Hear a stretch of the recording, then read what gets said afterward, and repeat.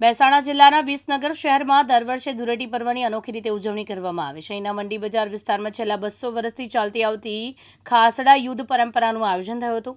આ વર્ષે પણ પરંપરામાં ભારે ઉત્સાહ જોવા મળ્યો છે, જેમાં ગુજરાતના કેબિનેટ મંત્રી ઋષિકેશ પટેલ પણ ઉપસ્થિત રહ્યા અને આ મેળાનો આનંદ માણ્યો હતો।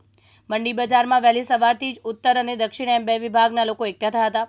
એક જૂથમાં મોદી, ઠાકોર, પટેલ સમાજના લોકો હતા, જ્યારે બીજા જૂથમાં બ્રાહ્મણ, કંસારા, વાણિયા અને પટેલ સમાજના લોકો મોરચો સંભાળી રહ્યા હતા। બંને પક્ષો સામસામે દોડીને એકબીજા પર જૂના ખાસડા એટલે કે ચપ્પલ અને શાકભાજીનો મારો ચલાવે છે, જેના કારણે સમગ્ર બજાર યુદ્ધના મેદાનમાં ફેરવાઈ જાય છે। આ ખાસડા યુદ્ધ માત્ર મનોરંજન પૂરતું સીમિત નથી, પરંતુ તેની સાથે એક રસાકસીભરી સ્પર્ધા પણ જોડાયેલી છે। ચોકની વચ્ચે લટકાવેલા ખજૂર ભરેલા ઘડાને મેળવવા માટે બંને જૂથો વચ્ચે ભારે પડાપડી અને ઘર્ષણ થાય છે। અંતે જે જૂથ આ ઘડો જીતી જાય છે તેને વિજેતા જાહેર કરવામાં આવે છે। વિજેતા જૂથના સભ્યો આખા વિસ્તારમાં ફરીને લોકો પાસેથી ખજૂર એકત્રિત કરે છે અને બાદમાં તે તમામ શહેરીજનોના પ્રસાદી રૂપે વહેંચવામાં આવે છે।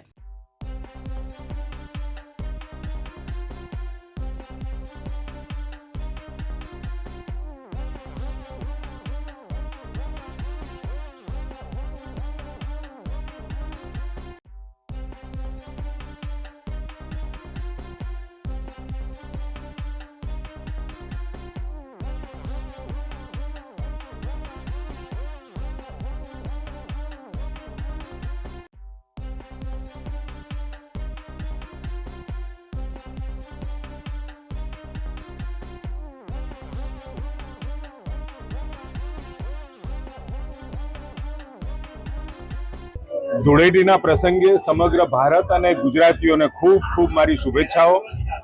વિસનગરની અમારી અનોખી પરંપરા છે।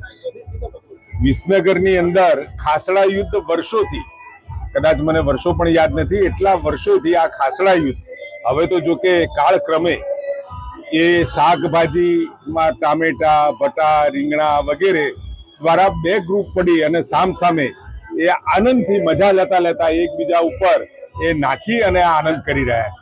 એટલે સ્વાભાવિક છે કે આ વિસનગરની અનોખી પરંપરા કાળક્રમે પણ આટલા વર્ષો પછી પણ ચાલુ છે અને ખૂબ મજાથી લોકો આનંદ લઈ રહ્યા છે। મનાતું હતું કે જેને ખાસડું વાગે એનું આખું વર્ષ સારું જાય। ખૂબ આનંદથી આ ધૂળેટીના તહેવાર દરમિયાન હવે માટલી બંધાશે અને માટલીમાં હારડા, ખજૂર વગેરે ગોઠવી અને માટલી ફોડી અને એનો પ્રસાદ પણ લોકો માણી અને પછી બધા વિદાય થતા હોય છે। હા, મારું નામ ઇન્દ્રવર્ધન રમણીલાલ પંડિત છે। હું ટાવર બજાર નજીકમાં સાગરી શેરીમાં રહું છું। કેટલા વર્ષોથી પરંપરા, મારી ઉંમર 89 વર્ષ છે અને આ પરંપરાથી વર્ષોથી જોયા કરું છું। અહીંયા જે ગ્રુપ પડે છે, વિસ્તારના જુવાનિયાઓ, બધા છોકરાઓ અહીંયા ભેગા થઈ અને હોળીને ધૂળેટી સારી રીતે મનાવે છે। આ વર્ષોની પરંપરા છે। અહીંયા એવું કહેવાય છે કે જેને આ ધૂળેટી દરમિયાનમાં કાકડા મીઠો એને વાગે ને એનું વર્ષ સારું જાય છે। એટલે ગામના બધા જ જુવાનિયાઓ અહીંયા ભેગા થઈ અને સારી રીતે ધૂળેટી રમે છે। વર્ષોથી પરંપરા છે। વિશેષતા એ કે ખાસડા, રીંગણ અને શાકભાજી લઈને બધા આ મમ્મી મારે છે અને માટલી બાંધવામાં આવે છે।